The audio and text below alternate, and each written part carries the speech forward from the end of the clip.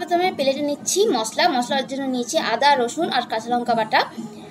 তারপর আমি এতে দিচ্ছি পরিমাণ মতন 1 চামচ নুন দেওয়ার পর আমি এতে দিচ্ছি হাফ চামচ হলুদ দেওয়ার পর আমি এতে দিচ্ছি কাশ্মীরি শুকনো গুঁড়ো লঙ্কা হাফ চামচ দেওয়ার পর এতে দিয়ে দিচ্ছি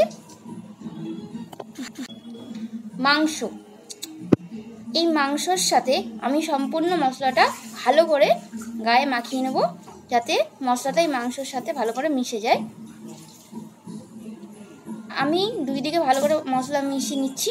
আমাদের মশলা মিশানো হয়ে গেছে, তো এবার আমি কড়াই বসিয়ে দিচ্ছি। কড়াইটা 1 মিনিট গরম হবে, তারপর এতে দিয়ে দিচ্ছি 50 গ্রাম তেল। আপনি সাদা তেলও ইউজ করতে পারেন, সরষের তেলও ইউজ করতে পারেন।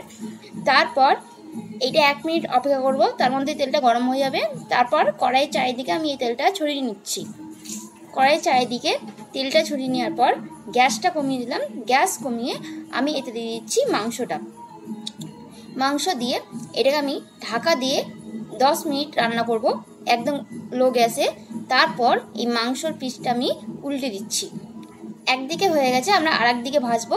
এবার উল্টোটিকেও আমি ঢাকা দিয়ে 10 মিনিট লো গ্যাসে রান্না করব, যাতে মাংসটা সিদ্ধ হয়ে যায়। তো 10 মিনিট হয়ে গেছে, দেখুন আমাদের মাংস সিদ্ধ হয়ে গেছে। এবার এইটা একটি প্লেটে নামিয়ে নিচ্ছি। এরপর দিয়ে আমি চাটনি দিয়ে দিচ্ছি, হোমমেড চাটনি। এটা এবার পরিবেশের জন্য রেডি। Thank you.